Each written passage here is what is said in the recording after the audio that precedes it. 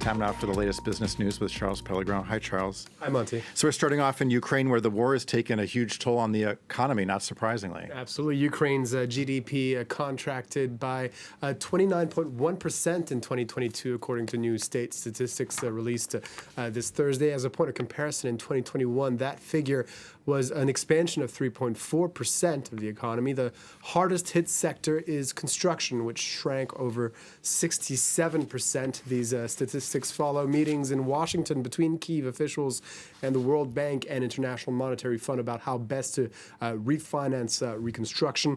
The World Bank estimates that more than 50% of the country's infrastructure has been damaged in the war, and that $411 billion are needed for recovery and reconstruction. One idea that's been touted by Ukraine's president to finance this is to use Russian frozen assets. Take a listen.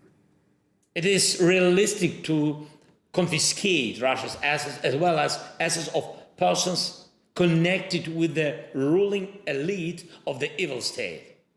To confiscate and direct so that life in Ukraine can be restored.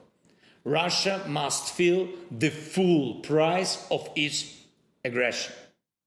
And meanwhile, the annual spring meetings of the IMF and World Bank are taking place in Washington. There seems to be some movement on the issue of debt restructuring. That's right, Monty. There'd been a bit of an impasse on this, with a handful of countries awaiting debt restructuring deals, but with their various creditors unable to find an agreement on terms. One of the big sticking points is between China, the world's biggest bilateral lender, and multilateral lenders like the International Monetary Fund and World Bank. Beijing has been saying that in order to move forward with debt restructuring, these lenders should accept to take losses on their loans, something they traditionally have never accepted to do because they are so-called lenders of last resort. This has slowed down negotiations on debt deals for Zambia, Ghana, and Ethiopia, for instance, although recent reports have showed China might be willing to drop this particular demand. Well, on Wednesday, the IMF, World Bank, and India released a joint statement that showed global creditors, debtor nations, and international financial institutions have agreed to jumpstart and streamline restructuring efforts. This will mostly be done by improving data sharing, a recurring Chinese complaint, but also by increasing the amount of concessional financing it can provide to countries that could then be used to repay debt. This perhaps looks like a step forward toward China's position, but it's important to note that no mention of Beijing was included in that statement at all. Well, and so shortly after the statement was released, Brazilian President Lula visited the headquarters of New Development Bank in Shanghai. That's the multilateral institution created by the BRICS countries, which bring together Brazil, Russia, India, China, and South Africa. It's now headed by former Brazilian President Dilma Rousseff. Lula said the bank, quote, frees emerging countries from submission to traditional financial institutions which want to govern us. A clear dig at the Western financial system that the IMF and World Bank are part of. The creation of this bank shows that the Union of Emerging Countries is capable of creating social and economic changes relevant to the world. We don't want to be better than anyone else. We want the opportunities to expand our own potential. Okay. Well, we'll have a look at the markets now. We're seeing mixed trading on the major European indices as investors are digesting the release of minutes from the last Federal Reserve meeting with mention of a, quote, mild recession for the U.S. economy this year. You can see the FTSE in London just barely above 0%, the DAX down 0.1%, the Paris CAC 40 up almost 1%. They're buoyed by really good big gains in the luxury sector.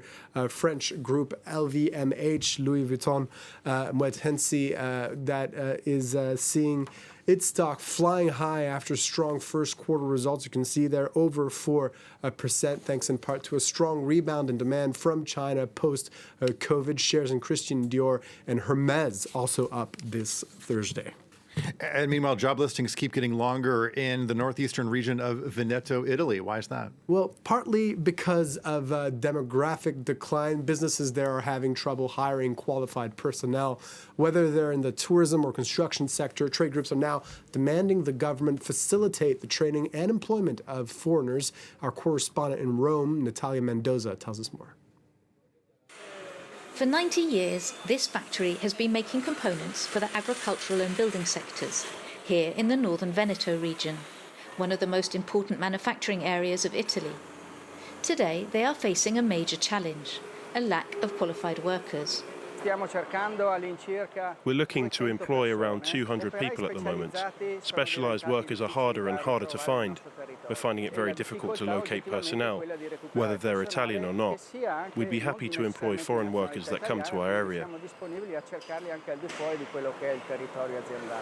20% of the current workforce of 700 are from abroad, originally from Eastern Europe or Africa. Just like here, more and more businesses in the area are counting on non-Italian workers, despite the xenophobic rhetoric of the current far-right Italian government. Immigration can be an opportunity for growth. We need trained workers, and so we have to organise a flow of professional immigrants who are trained in their home countries and who learn Italian before arriving in Italy, so that when they get here, we can take them on and employ them in our factories. A pragmatic approach brought about by a real economic urgency.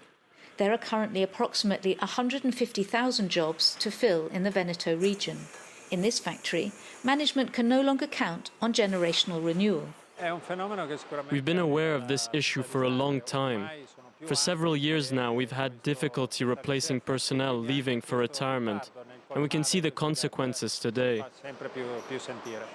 Due to pressure from the industrial sector, the Italian government has recently authorised visas for 80,000 foreign workers this year, a figure that may be insufficient to fix the problem of labour shortages in Italy. Okay, Charles Pellegrin with Business. Thanks a lot.